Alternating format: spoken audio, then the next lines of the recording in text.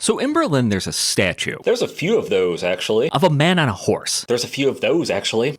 Okay, but this one is of Frederick the Great that disappeared off of East German maps in 1950, only to reappear in the 1980s. So, Eric, what happened? Would it be pithy to say that East Germany got over it? A little, but one of the very few places that East and West had zero disagreements coming out of World War II was over Prussia. They agreed that it simply needed to not exist anymore. East German leader Walter Ulbricht was particularly ruthless with this, ordering the removal of buildings and monuments with ties to Prussian ideology that even other members of the Socialist Unity Party thought was going a bit too far. This is how the Berlin Palace is gotten rid of, and how the statue of Freddy is saved. It was a good statue. It had a lot of appreciation culturally worldwide, and it was an icon of sorts within Berlin. It's called out in this famous 1929 book about walking through Berlin and putting the cart before the horse. The first time that I saw it in person, I almost walked directly into traffic. But it was tied to Prussian militarism, so it had to go away. Initially, it was put into a box due to be smelted, and then a couple people stepped in and it ended up in a garden outside of Potsdam. But with East Germany establishing their own military, there was this idea that there was